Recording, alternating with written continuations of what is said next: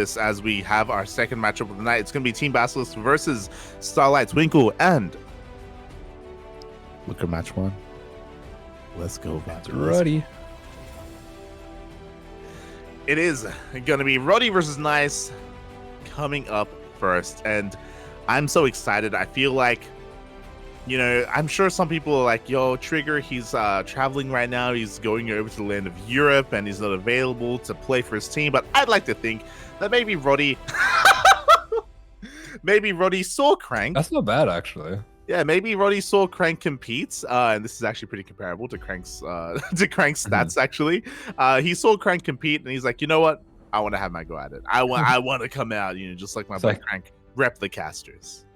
Yeah, he saw Crank compete, and he's like, that ended well. Let's do that. But to be fair, Roddy, unlike Crank, Roddy has played StarCraft in the last 4 years. Like, Roddy has, you know, laddered. He has touched the games. He knows a little bit about how to play some Protoss. And I feel like a PvP is probably his best chance. I feel like he, in a mirror matchup like this, he can whip out some cheddar like no other. Some Howdah. Yeah, I mean, we did see him take a game off Goblin in the qualifiers with it was like an Immortal Phoenix all in. Yeah, I'm almost certain we're going to see that at some point in this best of two. But here we go in the bottom left hand corner. It's his opponent for Starlight Twinkle. Nice. And spawning in the top right hand corner for Team Basilisk, it is RotterdaM, the caster himself, the content creator. Hashtag Roddy is no longer in the club. He's gaming. He's playing. He's competing. And there we go. We do see. Oh, Mate, is that? Let's see Observer showing off. What is it showing off? Oh, the skull. Yeah, skull. Yeah. Okay. This Explain. is, you know, the standard Roddy thing. He doesn't like to wall off in PvP. Why? Don't know. Just doesn't want to. Let's go. So this is where I have to refer to you. You're the Roddy expert. I've literally never watched a Roddy stream. Like, I don't know what he does. I don't know who he is. I know he casts some StarCraft, and he's got a Pikachu behind him for some reason. Oh, you're looking at the Pikachu, yeah. Yeah. It's deflating slowly. It's dying. What is it? Is that like was this his birthday recently? Like, why is it? Yeah, it was. Yeah. Oh. I think it's just like an inflatable Pikachu. He's trying to keep it alive as long as he can, but it's dying. It's like a Tamagotchi. He's like feeding it air like every day, and it's pooping itself. Roddy's latest thing has been tanning. He's trying to become an Oompa Loompa before DreamHack. He's very into tanning right now. No, it's not tan or real tan. Which, as an Australian, freaks me out. But I don't know if it's that bad in other countries. I don't know. Hold on, I'm upping the quality on my stream. I'm trying to. Yeah. He does look a little bit orange. A little bit more orange. Yeah. It could be the lighting though. Like, he doesn't have a light in his face, so it's hard to tell. He's been working on his tan. He's been very vocal about it. Been trying to get that tan going. Okay. So that's what he's been doing in preparation for this match. Wait, Nice forgot his second pylon. He did. Oh. He completely forgot his second pylon. Oh, boy. So, you know what it was? Nice. He probe scouted across the map. He saw that there was no wall on top of the ramp, and he was like, oh my god. it stun-locked him, puppy. It stun-locked his brain. And as a result, he is going to be a little bit late there, and it's going to be supply blocked. His build has been disrupted. Roddy. Super effective. And Roddy is going for the Robo and the Stargate, so it looks like he is going to be looking to get into that Immortal Phoenix setup. If there's ever a time for Roddy to steal the win over Nice, this is it. I mean, this is not a good start for Nice. Nice tries to make up for the little block that he got by going for an earlier Nexus. And this is kind of a double-edged sword sort of thing. I think when you are a much better player, it's kind of accidental greed can sometimes get you way ahead, and because you're a good defender, you can kind of win the game by accident more comfortably. But it does make this whole thing a little bit more scary. It really does, especially if Nice is not able to get a scout off either. As you were saying before, as we were talking about, Roddy has this one build that he utilized to great effect against Goblin. That is I think it was one base Immortal Sentry all in? Was it one or two base? I think it was two base. It was Okay. two base against three base that he did the attack. Yeah. So it's going to be a 2-base all-in with Immortals and Phoenixes. And Nice, so far, hasn't been able to piece it together, but the Oracle is diving into the main base, and he will confirm both tech structures. Oh, yeah, very cute. He's going to be bringing those Phoenix back home as well. Yeah, Phoenixes are going to shut down the hallucination, but the Immortal has been confirmed, and Roddy is moving out across the map immediately here with 3 Phoenixes and 1 Immortal. I think Nice is actually in a lot of trouble here. Yeah, I mean, he's got a shield battery on the way, which will help, but he only has Stalkers. He doesn't have a defensive robo whatsoever. We do see Roddy is expanding behind this. We'll see how this does work out here as... Yeah, Roddy has quite a lot, but with only 1 Immortal, is that really going to be enough to overpower Nice? Yeah, Roddy going to be shocking in with his Phoenix. He is being deflected at every turn, but I think he doesn't really want to use this energy necessarily on probes here. I think he's going to be going after the units here at the natural. The shield battery is nicely protected. Yeah, the Adepts can threaten a shade into the main base, but the army does rotate on over. 1 Adept does already go down as well. We're going to be focusing down the others, and they don't shade into the main. They're trying to shade away, and they will not. Oh, Sentry goes down, but one of the Phoenix goes down. A second Phoenix probably going to be going down here as well. We see 4 probes getting taken out, but for 2 Phoenix, not the best trade there. Okay, he does get the Phoenix out, so not the worst. He saved the Immortal, right? Yeah. He didn't say the Adepts, but he did say the Immortal, and that's what counts in the end, as the Immortal does run back home. We do have a decent Phoenix count as well. He only lost 1 of them, and behind this, Roddy is continuing both Phoenix and Immortal production. Nice goes for a 3rd base relatively quickly here, so in a similar vein, we hope he's not being too greedy. Hopefully he's able to piece together that Roddy is pretty committed. Yeah, Nice going to be pretty comfortable to just play his standard game, believing a lot in his micro here, and I do think that with a good amount of Blink Stalkers, especially if he can get charge done by the time Roddy hits as well, he could be in a really good spot here. It looks like he is prioritizing charge very heavily, doesn't even get his forge yet, so this looks like a good reaction to what's going on here. Yeah, charge should be done in time for the follow-up push. Roddy's just moving out with his Phoenixes, looking to threaten the bases and keep a Nice busy back at home, and more importantly, keep him in the dark as well. I'm sure he's going to be hoping to chase down or hunt out any kind of stray hallucinations from his opponent, as Nice is setting up the rest of his gateways, looking to get into a more robust gateway-heavy army. Nice is doing such a good job of not overreacting to this. He hasn't been making really that many gateway units at all. He hasn't been making Immortals. He has just been making a pretty comfortable amount of Blink Stalkers and Sentries, and he's just going to rely on his control, on his scouting as well. Takes out a Phoenix for 3 probes, another great trade for him. Yeah, exactly. He finds the Observer as well. Oh boy, and I do think that this is maybe, I mean, I don't know if I'm saying this too early, but maybe a bit of a mismatch here for Roddy, because Nice, mate, he comes from the same region as Haas, you know. He's if there's anyone in the world who is able to keep a cool-headed reaction here against what Roddy is up to, it's probably going to be Nice of all players, you know, because he's experienced this plenty of times, and he does come across the proxy gateway.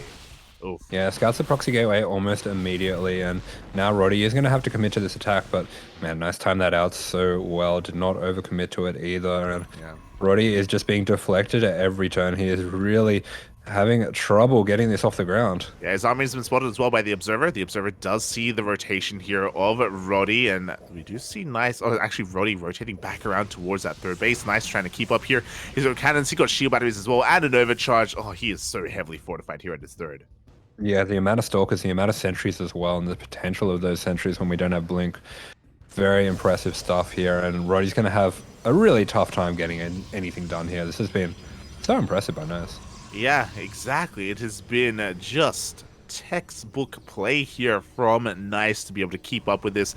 And again, Roddy is all in. He's still pumping out more Immortals and more Phoenixes, even if his opponent sees him coming. Roddy's going to try and catch him off guard as he sets up a secondary proxy gateway. Yeah, so he is looking to go completely all in with this, just to reinforce as much as he can on these front lines, breaking down these rocks as well, just to give him the biggest area to try to not get completely wrecked by the force fields, but I don't actually think he has a good angle to push in on where he's not going to be cut in half by those force fields.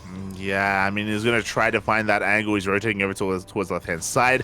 We do see Nice keeping up with him as well. The blinks are really damn good. And, oh, the force fields, oh my god! Yeah, I mean, he takes out a Sentry, but he loses, I believe it was a Phoenix and an Immortal. Yep. And look how many batteries there are. I mean, Nice is just set up so well. He did such a good job of not diverging from his plan in the early game. And as a result of that, has been able to get up to a huge army. Yeah, exactly. And unfortunately, Roddy's just been taking too many bad trades here and there. He's going to look for a different angle of attack. I kind of like this. I like that he's bypassing the third base entirely, but he is spotted by Nice.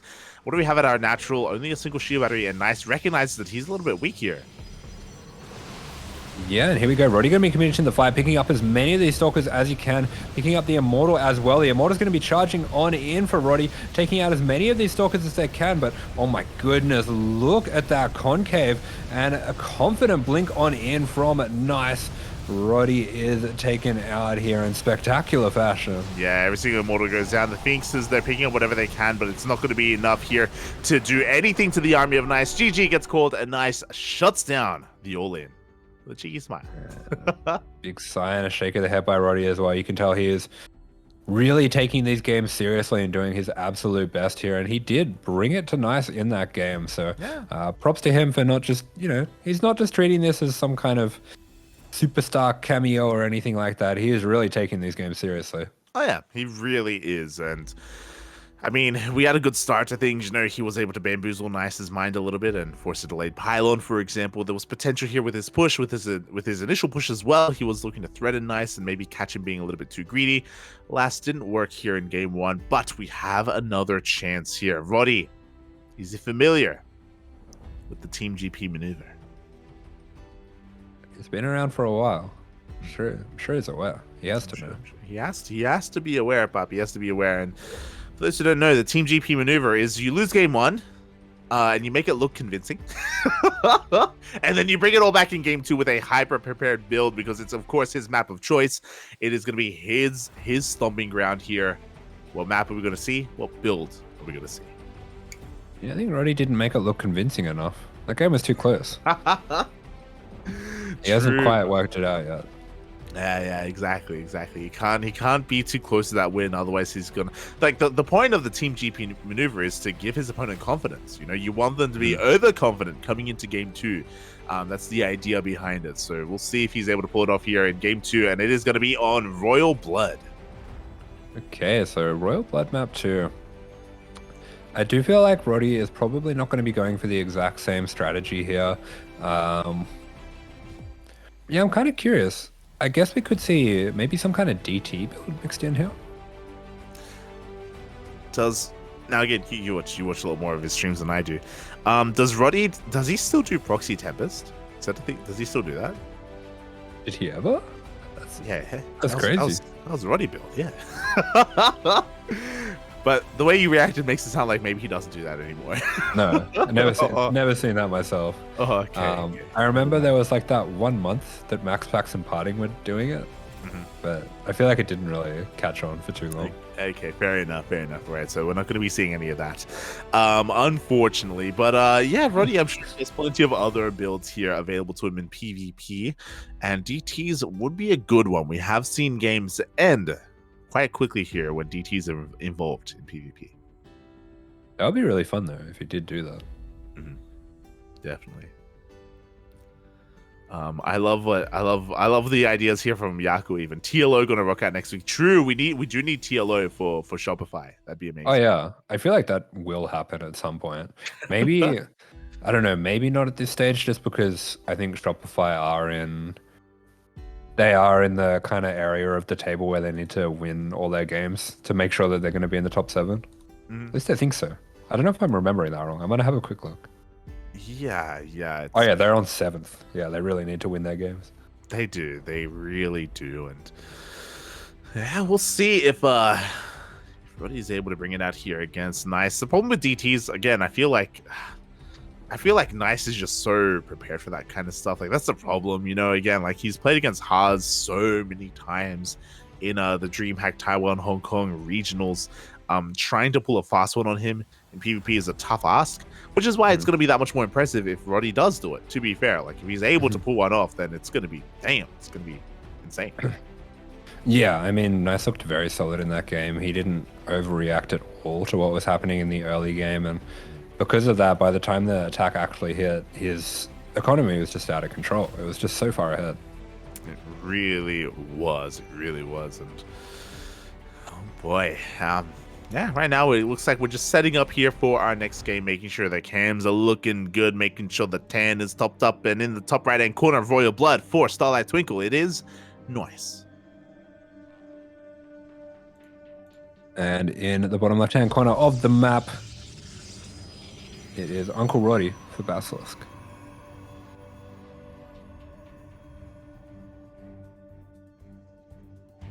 Boy, here we go.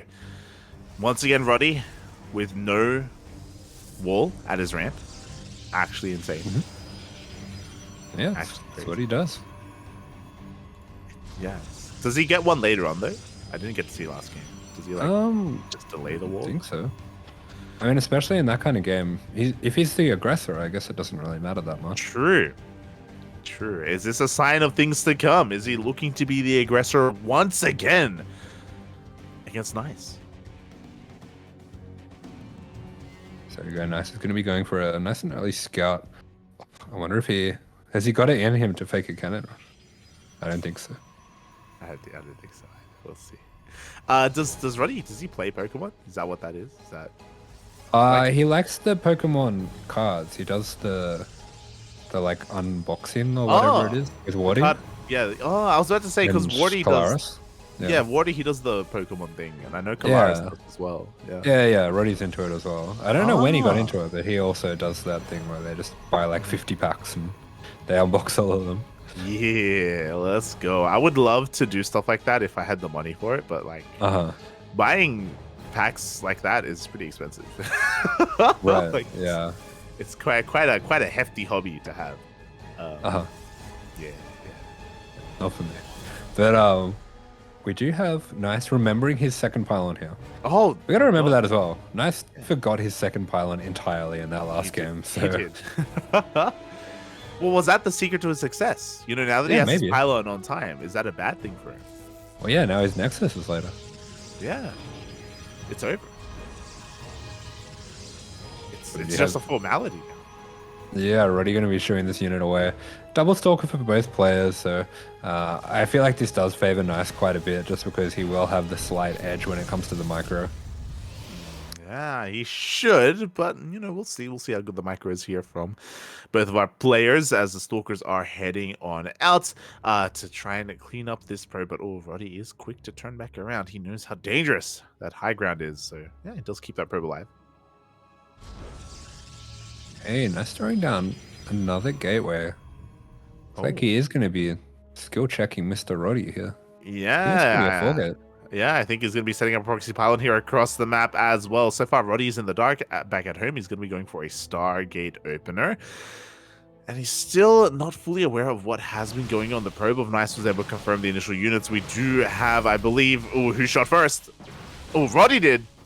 Yeah, it looks like Roddy actually may be getting the better of this, but doesn't quite have as much of the confidence of Nice. And he loses that extra Stalker. That is a real shame.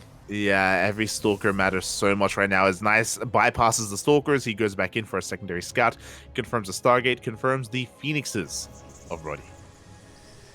Yeah, and maybe this is a reaction to that kind of play. He realizes that Roddy's being a bit greedy. This pylon's really cute. He's just tying up these Stalkers for a little bit longer to make it harder for them to react and be in position. Yeah, and it's not a 4-gate. It's going to be a slow warp in from Nice. He's going to be going for a 3-gate instead. The Stalkers have arrived. The pylon is under threat, and Roddy does at least have a Phoenix, but it's going to be going down. Oh, yeah, looks like the battery is not ready. The Stalker is going to be targeted down by Nice. Looks like a pylon's going to be going down as well. No batteries are available for Roddy to fall back on, and Nice is just going to be running away with this one. He recognizes the vulnerability in Roddy's play, and he punishes it perfectly. He really does. I mean, Roddy does have a Void Ray on the way. Shield Battery in position to at least keep his pylon alive, so he's going to be able to buy a little bit more time. I love it. We have a Sentry on the way as well for a Force Field to try to cut up this army, but no, we do have Nice just pushing on forward. Yeah, and GG is called. A nice bit more brutal in that game. We'll be getting the quick 2-0.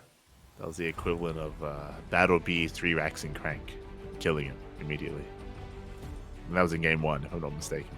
But GG, well played by both of our players here. Nice, of course, taking the 2-0 as to be expected. But shout out to Roddy for competing for his team, for filling in where Trigger was unavailable. Again, typically it's Trigger as the third here for Team Basilisk, but this is also one of the hard things about some of these tighter rosters is that you don't have kind of a deep player base to pull from just in case someone is unavailable. But shout out to Roddy for stepping up and stepping up to the challenge.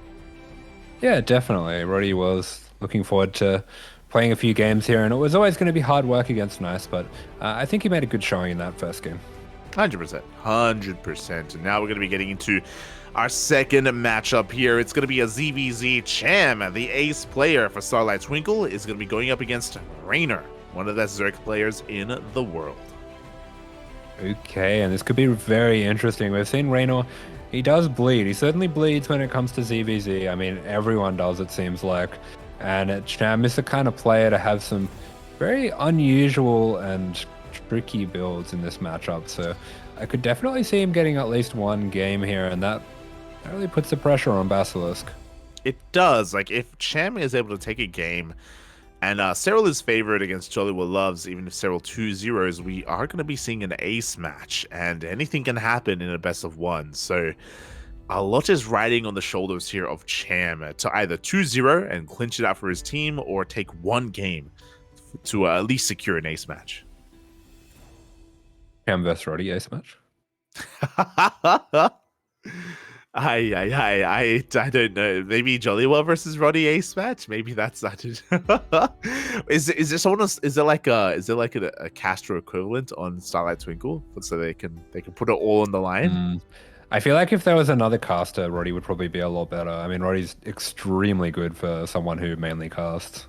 He really is. He really is. And I'm just quickly checking here the active roster of Starlight Twinkle. Oh my god, they've got Young Zest as well. Dang, they've got some good players. Oh my god. So yeah, we'll see how this does turn out. You know who Starlight Twinkle have? They have admins. They have Bukun. He's an admin on Starlight Twinkle. Nice. Yeah. Do they play StarCraft? Yeah. Probably. Yeah, he's played in GPO before. In GPO. Oh, nice. Sick. Shout out to Brooklyn. Oh boy, I believe he admins the Sunrise Cup, I think, which is a Chinese-only tournament. But alas, we are getting ready here for our next ZVZ. We're getting ahead of ourselves. We're talking about the ace match. We're talking about Roddy's next games. But here and now, I missed out on Dongregyu versus Lambo, so I'm happy to at least experience this ZVZ with you, Asher. I know how much you love them. I know how much. It's alright, Cham will make it interesting. Yeah, they're all interesting. What did I miss out on, by the way? I didn't get to ask you. What happened in Lambo versus DRG? What was the score again? Is it 2-0? The 1-1, I think. Oh. Yeah. But did DRG win the second game? I think first game Lambo did like a 5 meter back into roaches, and DRG did like a lurker thing again. It was a pretty similar game actually. Oh, okay. He went like roach lurker, and Lambo had the later lurkers, and DRG did like he was really behind from the early game. He did some 14 pull. It didn't really work out. Oh, okay. Then he went for a big attack and got lots of damage, but lost all his army, and then got counter-attacked and died. Fair enough. It is how sometimes ZVZ does go. Also interesting here, when we look at the stats of our two players, it looks like they have like similar like foundations. Do you see what I'm saying? It's like they're both. It's like Reynor is like Cham, but like one bigger. Mm-hmm. Yeah. Yeah. Yeah. It's actually really similar. It's funny. Oh boy, it's like he's the big brother, and it's like he's the big spoon and Cham's the little spoon. Oh. Do you reckon he's going to do the, maybe they'll both do the 15 hatch? Oh, that's a good question. I don't know how, we haven't been able to cast a lot of Cham. Cham, we cast him in WTL, sure, but not in much else. So I wonder if he has been keeping up with the meta. I wonder if he has been watching his compatriot, his compadre, Eric, and his ZVZs. I feel like I've seen him do it in CVP. Okay, okay. Everyone's doing it in CVP now. It's true. It's true. It's very common in CVP. Yeah, we'll see. We'll see what it does turn out to be as game one gonna be taking place on Dragon Scales. Yeah, now the Team GP maneuver of losing the first game and then coming back in the second game. Cham has this hidden card as well of putting that second game on altitude and then playing meters. Uh-huh. That's what I'm looking forward to. Yeah, it's not quite the Team GP maneuver, but it is the Cham maneuver. Definitely possible here. But if he wants game 2 to be on altitude, he has to lose game 1 first. That's the thing. That's the problem. The challenge. Yeah. Yeah, it's gonna be tough to pull that off because Cham he wants to win, but he wants to do it for his team. If he takes the 2-0 here, that is it. That is the end of this series, or like that would be SLT taking it over Abydos. So Abydos, Basilisk. Mm-hmm. Yeah, let's see if we can pull it off. That would be a crazy. That would be kind of crazy if Starlight took out Abydos. Sorry, my God, Starlight took out Basilisk. As down the bottom right-hand corner, we're kicking things off, representing Starlight Twinkle. It is Cham. And spawning in the top left-hand corner of Dragon Scales, the Italian Zerg, Reynor. That one was your fault. Yeah. Oh, did Reynor get a haircut? Yeah, I think so. His hair is gone. What happened? Someone's done the sides. That looks like a... maybe not a home job. Maybe he just woke up. Home jobs are good. I like home jobs. I was gonna say the disrespect on the hairdresser, Papi. He's got a sick fade going on. I think. What does I don't know. It's too dark, so I don't know if he does. I just mean like sometimes when you get your housemates to do your hair, you just shave the sides off. Yeah, it's the easiest thing to do. It is. You can't go wrong with shaving because you just put in the size, and you just you just bonk bonk. Yeah. This is me saying this with zero experience doing it. Oh, have you not ever cut hair? No. Cut? No. Oh, okay. Have you? Yeah. Really? Yeah. You aren't? Yeah. Oh, okay. Oh my! You want me to go outside to a hairdresser? My God. Sure. You're an animal. Why do you want me to get sick? You gotta get the fade. You gotta be like Migs. Get the weekly fade. True. Yeah. I'm so tired. Oh no. It wasn't just that I casted today. I casted Isolation today, but I streamed before that. Animal. Yeah. It was a rough stream. Uh-huh. Should have played some Diablo. Yeah, I should have. We should have just Diablo'd each other. I wouldn't be feeling this bad if we had Diablo'd each other. Man. If you're feeling good, I'd be feeling full of energy. Did you lose too many games, or is this another case of you winning games and feeling bad about it? I think I won like 3-7 or something. I lost a lot of games. Yeah. But like I also I've been playing Diablo all week, so I'm rusty. Mm-hmm. So it is what it is. This is why I never stop playing, because you're so smart. I never want to get rusty. Yeah, I should be like you and ladder at 3 a.m. Yeah. Yeah. Well, it worked. I won all my games today except against Mio and Pez. There you go. Hey, those are some good losses. Yeah. Yeah. Mio he trolled me. He trolled me so hard. He always troll you. Not always. Like sometimes it seems like he's trolling, but that's just how he plays. But today he did nothing for ages and then flew 40 meters over my army without even attacking it, and I was like, oh, okay, I see. I understand. Oh yeah. Okay. No, I just left. I didn't have anything to shut up. Wait, what? Were you playing mech? What do you mean? Yeah. Oh, Asher. It's me. I have to play mech. I'm not gonna beat him with bio. I've tried. It's upsetting. God damn. Look, I've As had we're getting success once. I'm gonna try to recreate that for the rest of time. True, there we go. As we do have a pretty standard opener Hatchgas pull into a third base. Ooh. Now Link main aggression is upon us Ooh. here, and Cham is zoning away. His opponent is looking to try and lay siege upon that hatchery and try and bring it down. The micro. Did you know that Reynor is good at micro? Is he? Oh, he lost his Baneling. Oh, but you got the Baneling. It's okay. Yeah. He was splitting off single links to get the... Oh my... Oh!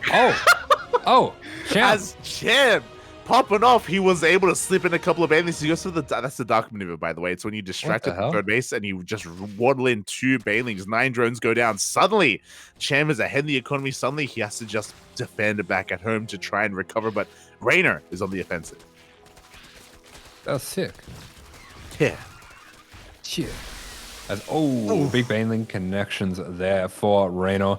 He did do a really nice job before as well, just splitting off a single link to Dean with another one of those Banelings, and looks like he will be able to get those lings out. This is the kind of game that Reynor loves to play, just running lings all over the place in these little groups here, but it looks like, I think Cham is kind of enjoying himself as well. Cham's going all in, mate. He's making roaches behind this. No upgrades, by the way, so it's going to be Ling Bane Roach all in from Cham. Reynor is... making an abundance of lings as we speak. He's going to be trying to defend with Ling Bane. We'll see if it's going to be enough. He does have a Roach one on the way. Yeah, let's take out another one of those Banes. He's extremely fluid with his Ling movement when it comes to taking out these Banes, but this might be distracting him from what's really going on here, and that is all these Roaches coming down the mid, and Reynor does try the Cham maneuver there, sending those couple Banelings into the natural, but Cham is prepared for that one, and Reynor, he's definitely misreading this because he's fully committing his links here. Looks like he will get vision now on the Roaches. I mean, he is at least keeping the lings of Cham back at home. But there we go. We have a couple of defensive banelings on the way here, so Cham can hold on to his third base. At the same time, Cham is pushing up this ramp. We do have defensive Roaches on the way from Reynor. It looks like Cham, he had a choice. He could either go into the natural or go for the third. He's going for the third. He's going for some more secure damage. Yeah, but big surround going to be coming in. Good Baneling connections as well. The Baneling's connecting very nicely with the lings of Cham, and looks like Reynor is going to be getting lings on top of the Roaches, but his own Roaches are going down. This is very nicely micro by Cham, but I think Reynor will just have enough to hold on. Not without losing the base, though. Yeah, the hatchery is going to be going down. Reynor was doing a great job at just pulling the army of Cham away, just giving himself some time, but he will be stuck only on 2 bases. Cham has a worker lead right now, but he's being cornered here. His Roaches are going to be cleaned up. Yeah, Reynor is going to try to take out these Roaches. Cham, with a fighting retreat, going to take out as many of the Roaches of Reynor as he can. And Reynor, looks like he bit of a misclick there. Reynor is asleep at the wheel. These Roaches should be dead, and it looks like Cham is going to be able to slip away. Yeah, a little bit unfortunate. Reynor is going to have to pull back his extra group of Roaches to deal with this. There we go. These Roaches will be hunted down, and Reynor takes a nice trade overall here in the Roach v Roach. Army supplies are quite similar with each other. We can see Cham with a lair is taking up into Roach speed. He still doesn't have an Evo chamber, so he will be falling behind in those upgrades. Yeah, but apart from that, I mean, Cham's ahead, right? Like, he's ahead on his lair, he's ahead on workers, ahead on army as well. Cham's in a great spot.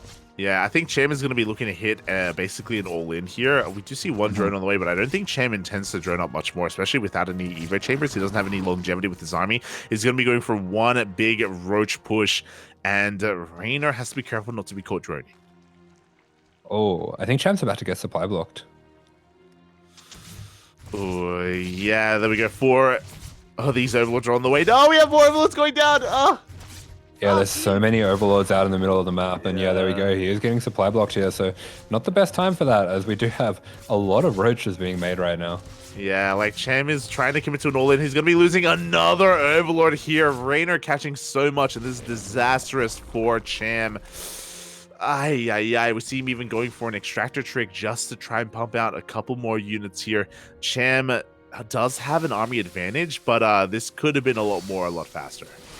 Yeah, and there we go. We do have that recipe kicking on in. He will be charging on in. Amazing concave here. He's getting on top of all of the units of Reynor. Reynor desperately trying to get some good connections with the Banes, but this is an incredible battle line here for Cham. Is it going to be enough, though, to batter down Reynor enough that the reinforcements won't make a difference? Seems like Reynor doesn't think so.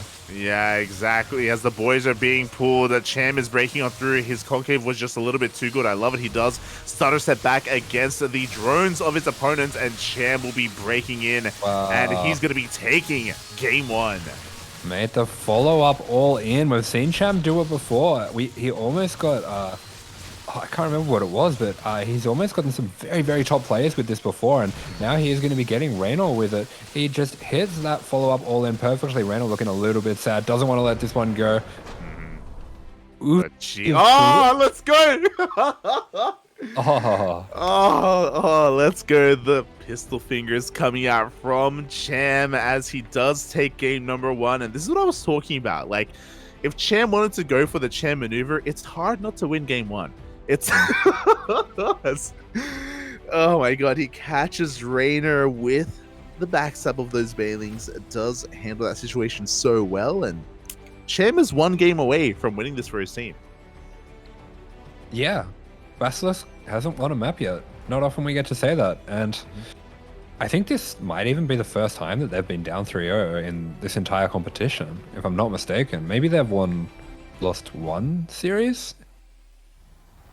I believe they haven't lost a single series. They're 7-0. Yeah, so I think this might be the first time they've ever been down 3-0. Oh yeah, exactly. This is a pretty pivotal moment here for Starlight Twinkle, for Cham. If he can take game number 2, then that's going to be the first time that Team Basilisk ever lose in this tournament.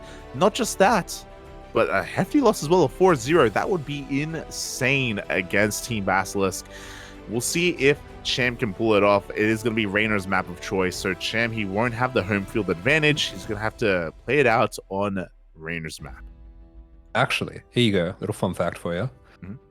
When Basilisk played against DKZ, they were down 3-0. And it was Reynor that was in the middle as well that started the comeback. So Reynor was playing against Hero, and they were down 3-0. And then Reynor won his game, and Serral won the next 2 and the ace match. Oh, there you go. So they've done it before. Can they do it again? As Reynor, his map of choice is Gressvan. Yeah, Reynor going to be picking out Gressvan, and we do have the potential here for the reverse Team GP maneuver, where instead of being lulled into a false sense of security, they now try mega hard because they were not respecting their opponent in the first game. Or were they? I like where your head's at, like we've been focusing a little bit too much on Cham pulling out the Team GP maneuver because he in fact was on Team GP in that era of WTL. But Reynor, I'm sure he's been watching some StarCraft. I'm sure he's aware of World Team League. And was it him who wanted to try and lure Cham into a false sense of security? Because Cham's feeling pretty good right now. He's on cloud 9. We saw the celebration. He's feeling so good. And as a result, Reynor is looking to take advantage of him here in game 2. He's going to do it, mate. He's pulling a fast one on him. I see what you're saying. Yeah, exactly. A lot of faith in Serral. Yeah, he knows. There's nothing to worry about, man. It's Serral next. All Reynor has to do is just make sure he wins 1 game. That's all he has to do. And what a way to secure your victory by just having Cham win game 1. It makes sense. Yeah. Okay, let's go with that. It makes sense. As here he is, spawning in the top left-hand corner for Starlight Twinkle, it's Cham. And spawning in the bottom right-hand corner of Gressvan for Team Basilisk, it is Reynor. All right, here we go. This is it. This is the moment where Reynor has to bring it all back.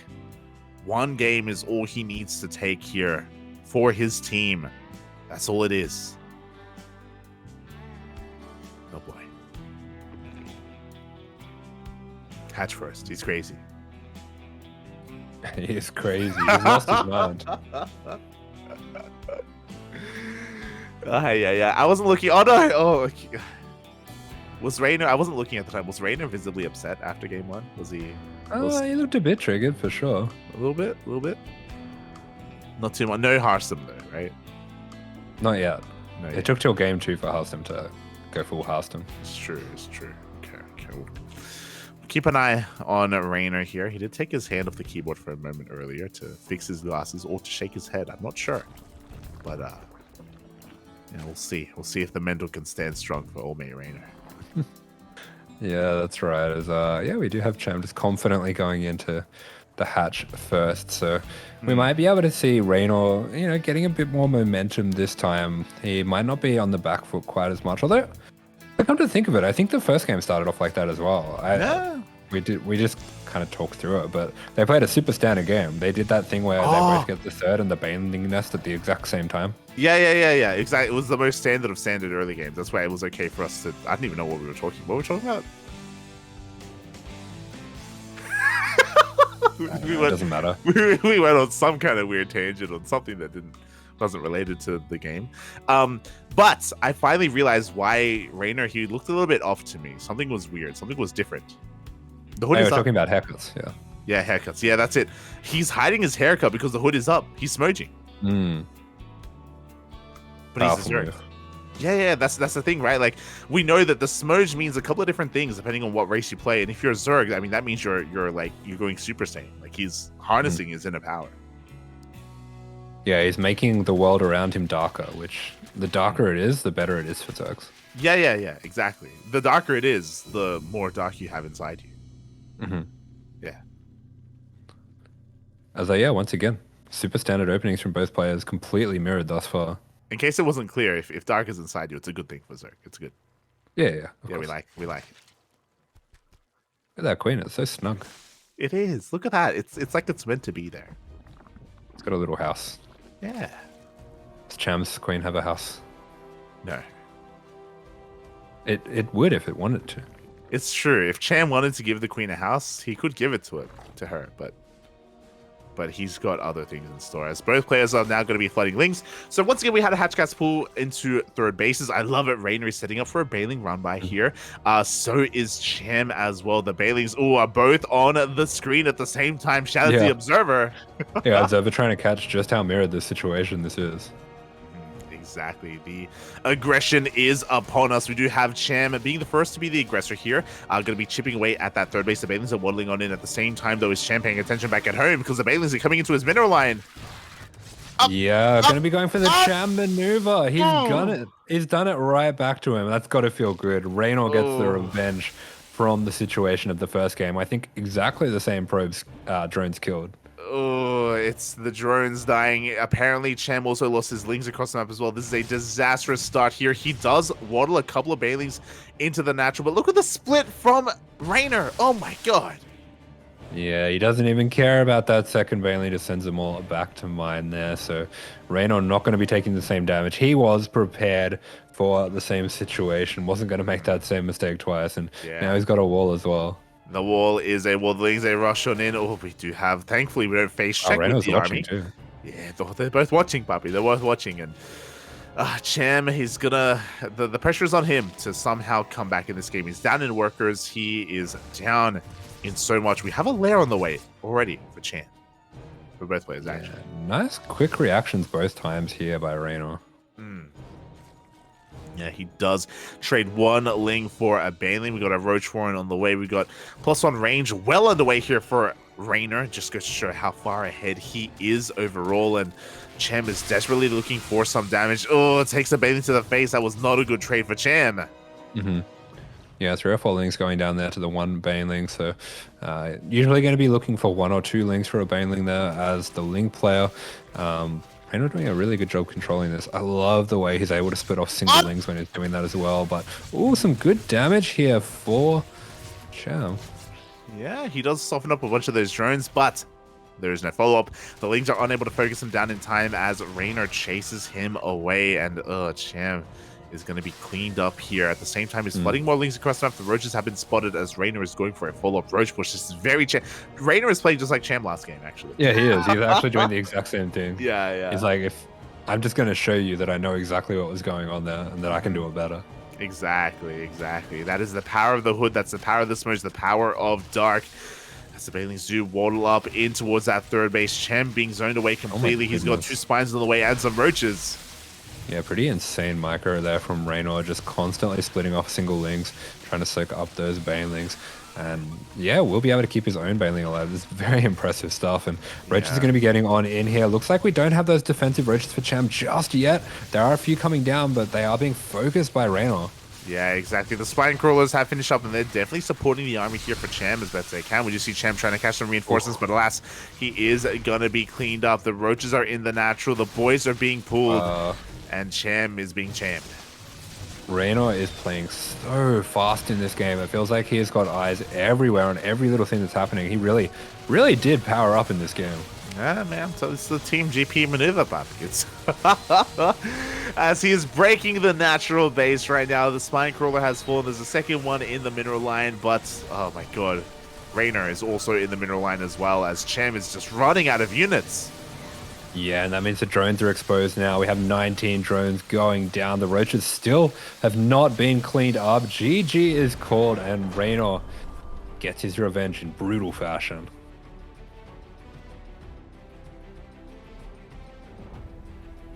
There it is. GG. Well played. Not the happiest that we've seen of Reynor, but, you know, at least he does it for his team.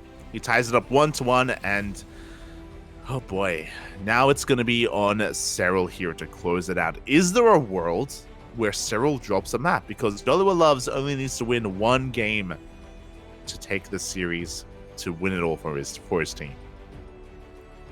Considering how well Serral's been playing lately and how much control he exhibits in his games, it's very unlikely, but boy, would it be a good story. It would. I mean, JoliwaLoves, he is one of the, unfortunately, weaker players in his team, so for him to go up against Serral is going to be a tough ask. I think that's going to be reflected in the overall stats as well, but he has had some time to prepare. I'm sure he's been spending that time studying his opponent. I'm sure he's been getting ready, and Joliwa does have a chance here. Does have a chance to take a game. If not, we have an ace match. And now we can start theorizing, like, what the hell would happen in that ace match? Do we send out the Cham, or do we send out the Nice? Yeah, can you imagine if we had Cham vs Serral for the ace and Cham won that one? Because he totally could. He totally could, 100%. Mate, if Cham can take a game off of Reynor, he can give him Serral. Like, that's the reality of the situation. So it is very possible. The map is going to, if we do get to the ace match, the map is going to be Gresvan. Oh, okay. We just saw a ZVZ on that map, so would be an interesting one if we did see that. But of course, Joliwa is still here to step up to the likes of Serral. He has to come in prepared with something special to bring down the Finnish Phenom. Yeah, it definitely will take something very crafty. I feel like as well, JoliwaLoves, most of the times that I've seen him, he'd been playing fairly standard builds. I have seen him go for some pretty all-in plays off 2 or 3 bases, but not really all-out cheese. And I guess there's not really that much cheese in PvZ, is there? Cannon rush, I guess. Yeah, there are cannon. I mean, there's like 2 base all-ins, you know, that you can go for, right? You can go for, I feel like the. Is that viable at this level? Yeah, you can go for like the Pez, like I say the Pez, the Haas, like the slow lot, like Immortal all-in, for example. Earlier today, we casted a PvZ where we saw Middle VK go for a 2 base 8k charge all-in. Stuff like that, you know, can sometimes catch a player off guard. But it's going to be hard. It's going to be difficult, you know. Like, I'm sure Serral has faced it all before. Even something like, I don't know, 6k Clave Adept off of 2 bases could work, but it's going to be hard to keep hitting against Serral. Yeah, 100%. I mean, I don't really see any 2 base all-in sort of thing working against Serral at all, but you never know. Never know. Oh boy. As, yeah, looks like the players are just setting up the lobby, just setting up their games here for the next game, for the next series. And oh, here we go. We have our stats.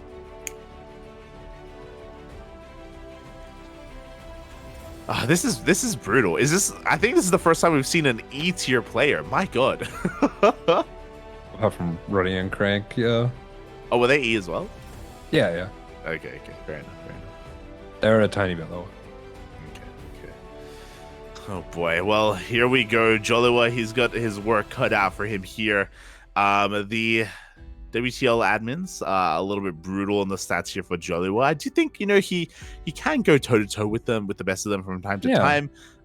He's been looking pretty good, especially in like qualifiers for WTL. Like he was holding his own, he was pulling his weight. Yeah, I think he's better than that. But if he wins this, maybe he just gets +10, just smack bang right there. It's possible. I do think that these numbers are a little bit harsh here for Joliwa. I think harsh on Rewide as well. Like again, we have been able to cast them both against some pro players from Europe, from Southeast Asia as well, and they're pretty damn good.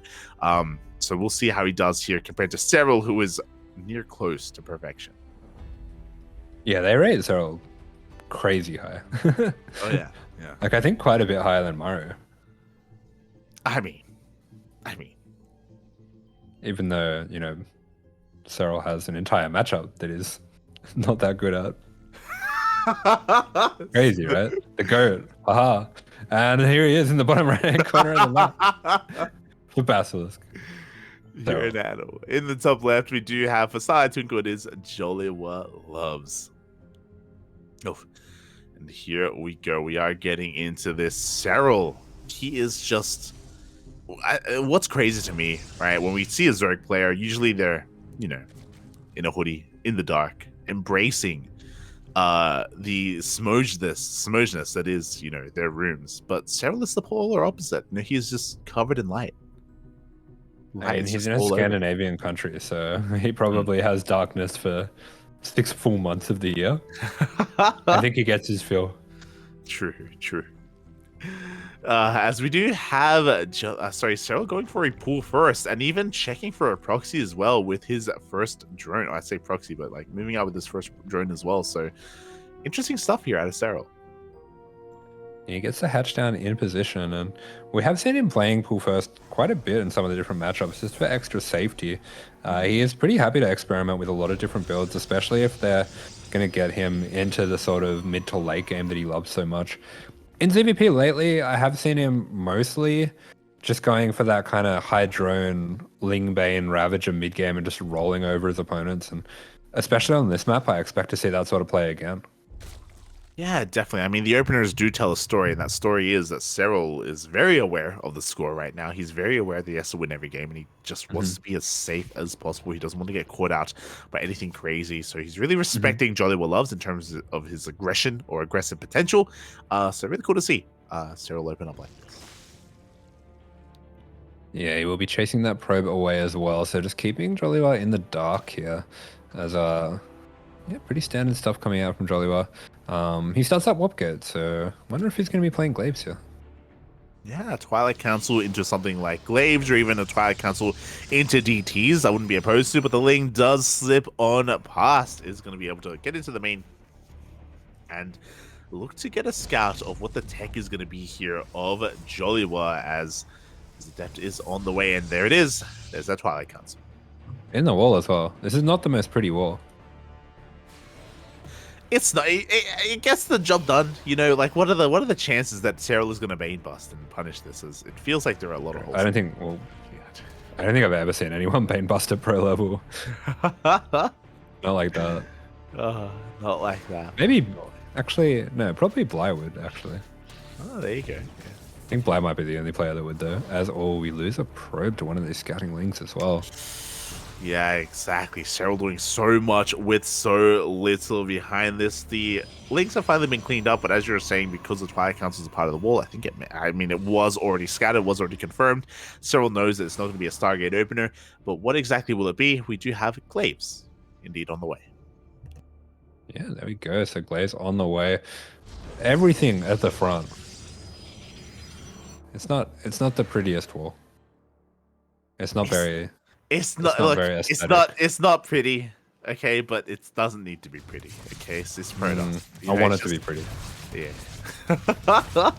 You know, beauty is in the eye of the beholder. Okay, you know what? I'm sure that You wall like it? is pretty to someone. All right, doesn't have to. Ah, I see. I see. Yeah, yeah. I like it. I like it.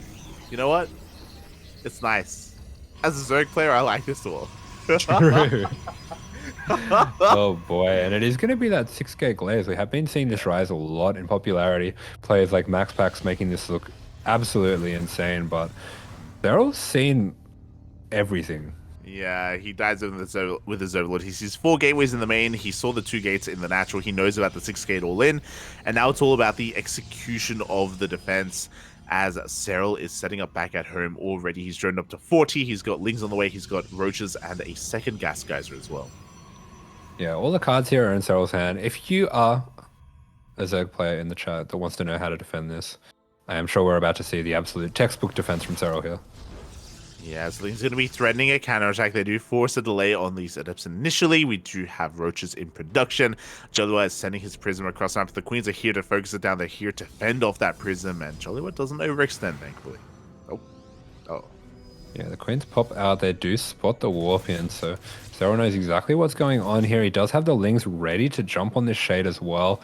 The Roaches are starting to pop right on time here, and looks like he is in just a very comfortable position here. Even has that semi-wall off at the front there if he does need to commit to that. And we see Joliwa already. Props to him. He does realize that this is being defended, and he's going to be transitioning into DT.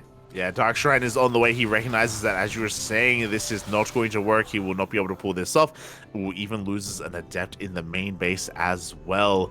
And Serral, thankfully, has a lair on the way, so he will have access to mobile detection. That was crit spread's actually insane. Yeah. He does go for lair quite early, despite defending an incredibly all-in push. I mean, he knows this is 6K glaives and is still able to get his lair at a very reasonable time. Yeah, I think he's just aware that his opponent has taken a little bit too long. We do have a full wall up here at the natural as well. The adepts will not commit to the shade, as it would be suicide too, as there's just too much chasing him down. And here we go. He's going for another warp in. Oh, just cancel it in the end, as the Dark Shrine is about to finish up. This is so clean by Serral. Yeah. We do have these adepts marching on in. We have the shade being committed. Once again, the wall is going to be finished off. Looks like that third might be under threat though. And he does not finish the shade. The GTs have been morphed in, and there's an overseer already. I mean, Serral is Mr. Perfect. That's what I mean. Like, the lair is done. We have mobile detection. Spores are on the way as well. Spine crawlers just in case. We will commit to the shade at the third base. But we do have a pull away. Meanwhile, the DTs are in the main. Yeah, drones are out of there. Queens drop back to the spore. The Prism was taken out by the Queens as well. And Serral is just so good. Yeah, exactly. Without the Prism, there's no way to reinforce. DTs are forced to recall out of the main base. And the Adepts are deflected as well. There is no transition, by the way. Joliwa, though, he's actually working towards Blink. Yeah, I mean, Joliwa's going to continue to try to make this work on 2 bases. He has preserved a lot of his units here, and he is just going to be going all in with that extra blink. Continues to try to keep Serral at home, but Serral, he is taking this extremely seriously, does not over-drone. Somehow in the midst of all of this, did manage to get himself up to 60 drones. I don't even know when that happened, but he is just, I don't know. There's nothing else to say, really. He's just playing this very comfortably, but actually, looking at the supply, when did that happen? Yeah, I mean, I think it's reversed by accident. I'm pretty sure it is. Yeah, you can see a slight tinge of red. You can see a slight tinge of red under. Oh yeah, it just went down. Okay, yeah. Yeah. It just went into the red. I'm like, how is that possible? Yeah, the overlays are not correct at the moment on screen. Serral is actually far ahead, and is looking to flex that here with his massive Roach push. We do have a couple units in position. We do have Stalker's Blink is not yet done though. But there are no shield batteries in position.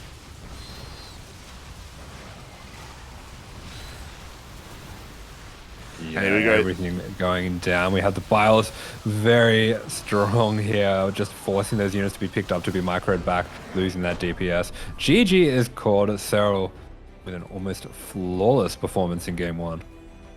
GG, well played. Just a sip of that tea as He takes game number 1 here against JoliwaLoves. Shout out to JoliwaLoves for coming in with a 2-base solo win. Very clearly prepared here for Serral, but alas, everything was scattered, and Serral just had a beautiful defense against that 6-gate Glaives all in. How do you know it's tea? True, it could be coffee. Could be coffee. Could be Irish coffee. Oh, I haven't had an Irish coffee in a long time. Yeah, or like a Finnish coffee, Finnish version of that, maybe. Okay. I don't know what Finnish like alcohol there is, but yeah. Finnish vodka. Yeah, The Finns make good vodka. Yeah, there you go. I'm sure Serral is willing to get a little bit of a buzz in the morning to start things off. That's why he's so relaxed. Yeah. Maybe a orange juice. Okay.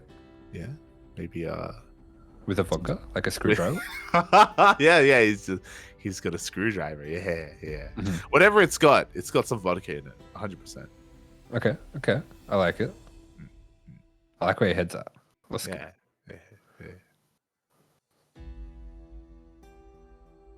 How do you make a good Irish coffee? How would you make Irish coffee? Oh, I wouldn't trust myself to make an Irish coffee. It's a pretty hard drink to make, actually. Okay. I feel like the ones that are really nice, they warm up the glass beforehand. So you sit hot water in the glass for a little while before you make it. And then you pour out the hot water and then you make the drink in the glass. So that you're not pouring like hot liquid into a cold glass. Yeah. Otherwise you shatter the glass. I don't think you'd shatter one of those glasses. They're pretty thick. Okay. It'd be very impressive. But the cream's the hard bit because you have to I don't know if you've ever seen it, but basically you have to pour the cream off the back of a spoon so that it doesn't drop straight down into it. It just kind of slowly layers on top. Yeah. That can be stressful because if you mess that up, it splits through the alcohol, which is gross. It's like you're committing. It is not right hand corner for Starlight Twinkle. It is JoliwaLoves. And in the bottom left for BASILISK, it is Serral. so I was trying to say it's like you're conducting surgery, but instead of that, my brain went. It's like you're committing a crime. Very delicate. Yeah. It's it's like you're you got the stethoscope up against the safe. You're cracking the code. You're breaking in. You're breaking and entering. What? Into the cup. Into the cup. Yeah. The cream is like a robber that wants to break and enter the whiskey. Yeah, exactly. Well, it wants to, and you have to stop it from happening. You have to stop it from aping in. So Constable Spoon is stopping the cream from getting in there. Yeah. You can't let the cream in. Yeah. Yeah, it's gotta sit on top. Okay. I love it. Very creative. There you go. That would make a great animation. But okay, we have a pull first again. We have a relatively early gas as well. Joliwa, respecting this quite well, is going to be going for a core before his Nexus. Yeah. Is that okay? Is that okay? Oh my god, is going for the core before the Nexus. So interesting choice here from Joliwa. I was just thinking of just a humanoid cream, just laying down on the coffee. Oh right. Yeah. Not what I thought you meant. What do you think I meant? Wait, what? You said it would be a good animation, so it's like an animated cream. Yeah, I like it. Yeah, it's like one of those old school sneaky crims, like when you have the cartoons where it's a cat and it's like da-dun, da-dun, da-dun, da-dun, da-dun. It's like trying to sneak into the glass, and it's like it could be like a chase scene. Yeah. When they get in cars and family. Well, he said human cream. I said humanoid. Humanoid cream. Yeah? Yeah. Cream from a humanoid? Like, what else is that gonna mean? Well, yeah, isn't that? Am I not wrong? Am I not right? Like a humanoid cream is like a cream, but it's like human. It's like a human. Yeah, I guess so. Yeah, yeah, It's not yeah. the first thing that came to my head. Okay, that's not my fault. Oh god. Oh, Yeah, Yaku heard it too. it's the first. Yaku thing doesn't want any of your human cream. Yeah, it's the first thing that came into your head. Oh Yeah. my god. As Joliwa, he's making oracles. Let's focus Yeah. on the oracles. Calm down. Yeah. We'll Deep focus breath. on the balls. Cold the balls. shower. Yeah, wait. You heard me. We can shower after this. Oh my god. As it is going to be an Oracle opener, as you were saying. Stargate opener, sorry, my mistake. So it is going to be a standard start here for Joliwa, setting up to take his third base as well. And I'm sure Serral is quite comfortable with this. I don't think we were able to mention it either, but Serral did go for a pull first, once again for a second game, so he did not want to get cheesed out. He didn't want to fall prey to any shenanigans from the side of the Protoss, and Serral is happy to take a more safe opener, less economic, just to make sure. He's good here on 3 bases. Yeah, he doesn't quite get the same damage this time around that he did before. I mean, in that first game, I think he actually got a couple probes, and he got a lot of scouting done as well. I mean, he saw everything. Yeah. And I think Joliwa, after experiencing that, is not going to want to go for anything too cheeky here. Yeah, but this is a little bit odd. Serral, he throws down a 4-minute 30 lair, which is relatively early here, considering the Stargate opener that he's up against. So he's going to have access to Roaches really early on.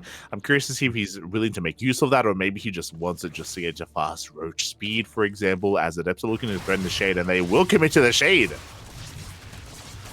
Yeah, so Serral lately, because he does want to contend for the GOAT title that Maru securely has been mixing in some like cheesy weird stuff. I mean, we saw him, I can't remember who it was against, but we did see him go for like mass lurker drops on near humanity at some point.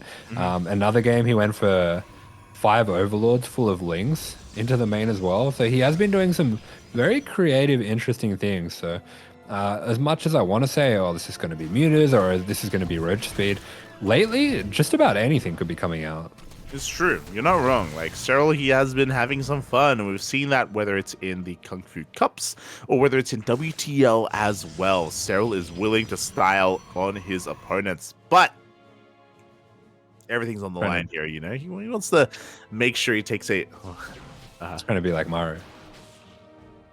Mario loves the trolling game too. Yeah, Mario, yeah. That's the Mario maneuver. He just does the most troll, bizarre build of all time in game 2. And he wins. Yeah. He's an Adam. He is. He actually is. So that's why Serral is rated higher. Because he's respectful. He's a good boy. Is the good boy, and there we go. We do have +1 and Roach speed on the way for Serral, so he's going to be going for a more Roach Ravager heavy composition. This can transition a little bit more seamlessly into Hydras and into Lurkers as well, as he's not going for the standard +1 melee style against these Blink Stalkers, and we'll see what he can get done with this, as JoliwaLoves is just I think Joliwa's going all in here. He hasn't gotten +1 attack, and he did get a lot more gateways, so it looks like it's going to be a 3-base Blink all in. Interesting. So this may be off of 7 or even 8 gateways, so Joliwa has to keep the pressure up. Yeah, he does have a reinforcing gateway out in the middle of the map as well, but he cannot get surrounded. Yeah, he is trying to lead Serral into this concave here, but Serral's so well prepared for this. I mean, my goodness, look at the suppliers. Yeah, like Serral, he is just so far ahead in the economy, and he's making full use of that with his Roaches, with his Ravagers as well. We do see the Stalker army. Oh god, the Blinks are just not quite there. He's losing too many Stalkers.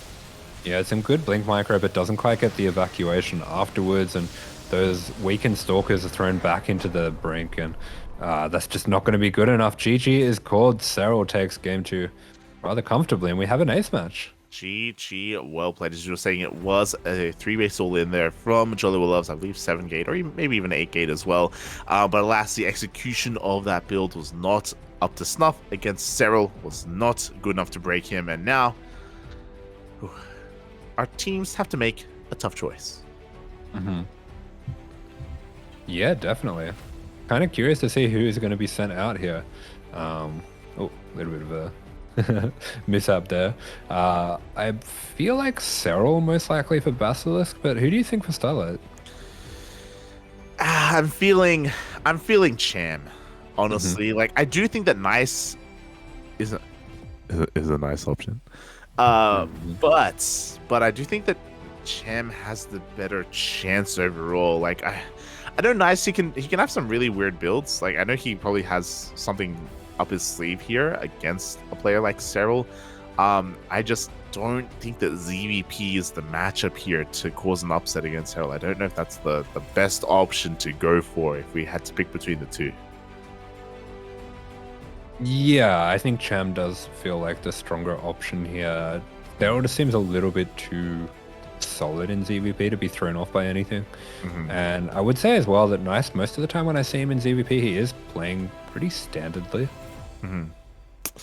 Yeah, I agree. So I do think that it would have to be someone like Cham, but at the same time, like Cham, he has to also be in form as well. Like we've seen already, you know, he can go toe to toe with the best Zerg players out there. You know, he already took a game off of Reynor. You know, what is the game off of Serral? I'm sure they're very comparable in skill when it comes to their ZVZs. So yeah, like Cham can pull it off, but it's going to come down to the wire. I mean, it's going to be a best of one. It's going to be tough for either Cham or Nice to pull off. They are going to be coming in as the underdogs regardless. But I think we're both pretty secure in our decision of Serral, right? Like, there's no way. There's no way Roddy No comes way, out, right? right? That'd be so sick. It would be. There's got to be. More players? Oh, you're thinking more players. Yeah. There's got to be another player out there. There would be. You can just cheat. I'm gonna cheat. Okay. Wait, is this possible? Oh, Prince. There you go. Prince, Bobby, Prince. Of course. The one that Oh, Papi. Oh, Papi. How could you forget? Yeah, Papi. Of course. An animal. Wait. Okay. All right. How do we forget Papi these Joe? guys? That's cheating. Papi Joe. There's Parting. Oh yeah, partying. Holt. What the hell? Yeah. Petite Drogo. Oh, it's just all our brains are just they're not working Useless. right now. Yeah. What are we doing? Actually useless. Useless. It's hard when you get put on the spot, to be It fair. is. Like, you know, your brain has been thinking about so many other things, and now you have to think about a P, big P. My brain doesn't think about that much. Okay, I'm looking for more. I'm gonna find some more. Starting with P. Poland. Spawning in the top left-hand corner of Grass Farm, we do have a Starlight Twinkle, the ace player. Nice. And the bottom right of the map, it is for Basilisk, the red Zerg, Serral.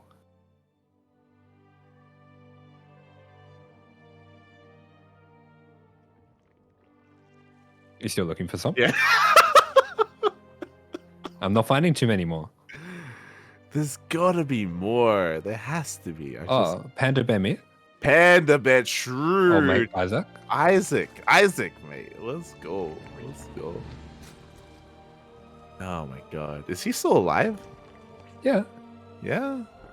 He was at Atlanta, wasn't he? Let's go. I'm pretty sure Craig stayed with them. Really? That's so sick. They slept together? Yeah. Of course. Oh my god. That's really cool. I hope he comes back for a Stormgate. I mean, I miss Isaac. And he's a wholesome guy. Wholesome. I think he will. It sounds like he will. Let's go. Well, we're getting into this, and apologies for not following up on the freak out, but yeah, Cham has not been chosen. The player of choice here for Starlight Twinkle is going to be Nice. Yeah. You said it. Yeah, I did. Yeah. Moonlight Tinkle. I'm thinking about the photo that I was promised and never thought. Oh yeah, that didn't happen. No. Yeah. The hell. Yeah. You're I'm an lucky. Pez. Oh yeah, Peppy, Pez, Peppy, Probe, all the Aussies. Oh my god, of course. Yeah. Feels bad. How can we forget our boys? Piglet. All of them. They're all Yeah, pig. yeah, pig. Literally every Australian pro starts with P. Pasher, yeah. Uh-huh. Prug. Frog. Peter. Yeah, Pace. Eh. Case. God. Oh, yeah. Sorry about that.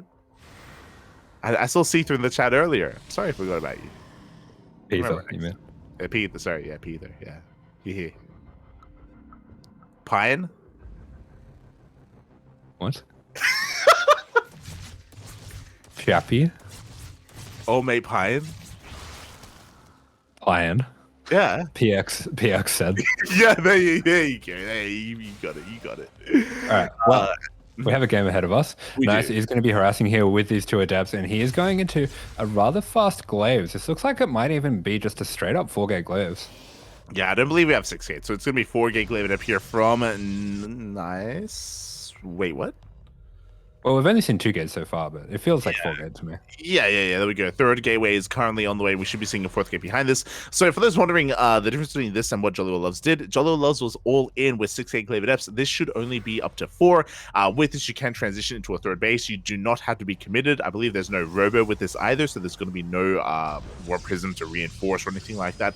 That does mean that Nice has to be careful, of course, not to throw away too much. Otherwise, it will trigger a chain reaction and a massive counterattack from Serral. So Nice has to have kind of a delicate dance here. Oh, it's this build. I haven't seen this build in ages. This is an old Zest build, the 4-gate glaives into DT. This is a really cool build. I haven't seen it in a while, and I don't know if Serral's going to be having this on his mind. Exactly, as the adepts do reveal themselves here. We do have Serral responding with a very fast Roach Warren. I believe that was around a 340 Roach Warren from Serral, so is going to be finishing up in time for the adepts. But as you mentioned, it's not about the adepts, it is about the Dark Shrine. Oh my god! Look at this guy. Oh, it's sick. Okay, I like it. I like this a lot. This is very cool. So it's Glaive Adepts to threaten and force a reaction of Roaches, which is happening, followed up by DTs that can do critical damage, and if they don't, we can transition into a Charge Archon all in. Yeah, the charge behind this is very interesting. Yeah. I love how quickly it got started as well. So again, this will be ready for the follow-up once it does come across us. For the time being, Dark Shrine is about to finish up. We should be warping in a bit or a few of them momentarily, as Nice is at least keeping the creep at bay. Yeah, and Serral is really respecting this. He's still only on 44 drones. Yeah, there we go. We do have now more drones on the way. We have a lair as well. There is a spore in between the natural and the third, so it looks like this is in the back of Serral's mind, so he will be ready for DTs, at least coming into the natural. He doesn't have any detection at the third base, though, so he is a little bit vulnerable there if Nice does head in that direction. Yeah, that's right. Serral is in general pretty well prepared here. He does have those roaches in position as well. As here we go, first DT going to be coming on in. I think it should be able to bypass this sport, and it is going to. So it's going to cause at least lost mining time. Not too much else. The whole position, Poppy. It's beautiful. It's crazy. The DT gets cleaned up just like that, but it's okay because that was really only phase 2. Phase 1 was Adepts, Phase 2 is ZTs, Phase 3 is a mass gate all in, because that's 5 gates in addition to the gateways that we already had finished up earlier. Yeah, it's just so funny. Nice is just not really committed that hard to any step of this. It was only 1 DT. It was only, I believe, 8 Glaive Adepts, so... Oh, and there's a what? There's a 4th behind this? Okay, he's going full Taiwan on him. Let's go. Yeah, I love it. Mate, you heard about the Team GP maneuver. This is the Taiwan maneuver, Poppy. He's going full hards. And we'll see if he's able to pull this off, because we have Immortals on the way. We have Zealots as well. The Lings are being found out. They're going to be chipped away at by these Adepts, but they're rotating over towards the 4th base. They're looking for a cancel, or sorry, even a kill. Yeah, the Adepts need to get there quick smart, but this has been a very cool game from Nice so far, and Serral's doing a good job of just kind of flowing with it, just riding with this wave, not getting overwhelmed or thrown off too much by all the all the little turns that are going this way and that way. And I think Nice's time to attack is going to be now. Yeah, well, I mean, the gateway explosion is now kicking in. I don't think he intends to saturate the fourth base at all. I believe it's 8 gates all up. So, mate, we are so committed with this as the Prism is slipping into the main base. Thankfully, there are roaches waiting for any kind of drop. Fake third into the real third into the fake fourth. Crazy stuff. As you were saying, the Roach is very well in position. Looks like Nice is going to be breaking through with a little bit of help from that Prism just to ferry over a few extra Zealots, but I'm sure Serral will reinforce there, and that's exactly what he does do, so hasn't really taken any real damage yet. Yes, right. Nice. He's forced to back off instead. He's going to be rotating around, maybe looking to hit that third base instead. Meanwhile, the main army is being caught out as well. Nice has to be very careful as he cannot reinforce the main army, but no, we have more Zealots coming behind this. I feel like we're playing on a knife's edge, and Serral does have a Bailey nest. We have Bailings on the way, and that will help in shutting this down. Yeah, Bailey's going to help a lot with these mass Zealots as well. And the sheer Roach count. I mean, Serral just macroing through the pain, taking some really nice trades here, just shaves off those Zealots and then backs off. He's just so patient, always one step ahead, and having all these contingency plans for every possible attack Nice can bring in, but props to Nice. I mean, he is doing a great job. He's up on workers now, and he's on those 4 bases. This is so crazy, this build that he's gone for, because he's put on so much pressure and shown so many different looks to Serral, while actually probing up not overly slowly behind it. Yeah, it's really cool, and I love that he was so uncommitted with his Immortal army as well, so he hasn't lost any Immortals for free or anything like that. His army is still keeping up with his opponent, but no, he's not looking! Oh, one Immortal is gonna be going down. Yeah, one Immortal going down. We don't really have any force fields to cut up these Banelings either, so Nice will be forced back into the Shield Battery Overcharge. There's nowhere for the Immortals to run to. The Shield Battery Overcharge doing an amazing job of healing them, but that is going to be going down to the Banelings. Feels like Serral has found his timing. He has seen through all the smoke screens and mirrors of Nice, and he is just going to brute force his way through this one. Yeah, exactly. Very well done here by Serral, despite the fact that he wasn't quite sure what his opponent was up to, and with what was going on, he was able to prepare it nonetheless. GG gets called, and Serral does it for Team Basilisk. Ooh. Really cool game there between those two players. Very exciting strategy coming out from Nice, and he really did bring it to Serral, but Serral, I think, from his time playing twos with Oliveira, he learned some Jiu-Jitsu, the gentle art, and instead of fighting against the wave, he flows with it, redirects. He flows, he redirects. Somehow out of nowhere, you look away for 1 second, and Serral, he's got his legs around his opponent, and the rear naked chokehold is upon us. And Nice. He doesn't know how he ended up there, but he's there. He's got a tap. GG. Unless he likes it. GG, very well played there by Serral. Of course, he's the ace player for a reason. He's the best player in the world for a reason as well, as he does take it for his team. That was a bit of a rough one, though. I mean, shout out to Starlight Twinkle for making it as close as it was, for forcing the ace match. But the favorites do make it through, and Basilisk continue to be undefeated. Yeah, Basilisk, they do get the win there, but they made it pretty scary. It got close. They were down 3-0 there. They had to win every game, but Reynor and Serral, they pull through as they have done before. Yeah, exactly. They did it for their team. They did it for Trigger. They did it for old mate Roddy as well. And just like that, we are done for tonight. Bit of a long broadcast here. We started off with ESL Cup Asia, then we finished things off with WTL. Shout out to Asher as well. Thank you so much for solo casting the first couple of matches. I do appreciate it. Oh yeah, all good. Thank you so much.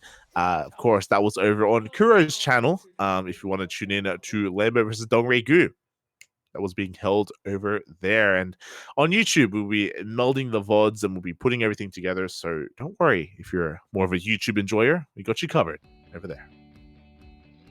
Yeah, absolutely. So you can see how this all started off there with Lambo, or the previous series started off with Lambo versus DRG match. It was a pretty good ZBZ. Especially if you like lurkers. Oh, who does? There you go. So Oh god. With that, thank you so much for watching. Thank you so much for the support as well. Our next broadcast is going to be, I think, tomorrow. We'll see. Usually we're going to be casting ESL Open Cup Americas, and that'll be tomorrow morning. But I'll be honest, I'm not feeling that great. I may end up sleeping in instead. We'll see. We'll see. I may get up and cast some ESL Americas in the morning. If so, that's going to be in what, 7.5 hours. So it's 7.5 hours. Is ESL Open Cup Americas, papi. It will be before us. Meanwhile, if you want some more WTL action, tomorrow in just under 24 hours, day number 3 of World Team League is going to be upon us. It is going to be Invictus Gaming versus Berserker Esports and Platinum Heroes versus the Starving Camels. Yeah, there we go. So I'm really excited to see this final little run of Starving Camels specifically. They're probably the team I'm most interested in just because they had such an incredible start to the season, and I want to see if they can finish it strong and get into that playoffs. I'm fairly confident they can, but you never know. You never know. Make sure you get your predictions in. Join our Discord server, place your bets, put your predictions in for tomorrow for the last day of round 8. Last day before DreamHack Yongshipping. That's the other thing that I need to bear in mind as well, is that we will be casting DreamHack Yongshipping over here on our channel. We're going to be casting day 1. The open brackets will be on the CranKy Ducklings, and we're going to bring you as much StarCraft as we can. It's going to be at an awful time, but I will do my best to bring you as much of ESL Masters Summer as I can. Yeah, nice. Let's go. Let's go. Boy, so yeah, what's happening here on the CranKy Ducklings? Make sure you hit that follow button. Follow us here, Twitter. Follow us on Facebook. Follow us on Instagram. Follow us everywhere if you know what's good for you. Otherwise, thanks for watching. Thanks for the support. Asher, do you have anything you want to say before we head off for the night? Go to bench. Mario good. Nothing. No. What was that? Did you hear something? Was it? Probably nothing. You're hearing things. Too much Diablo. Yeah, not enough Diablo, papi. Not enough. True. With that, thanks for watching, everyone. Thanks for the support. We'll see you guys tomorrow. At least tomorrow for some more World Team League action. Right. See you then. Thank you for tuning in. Bye.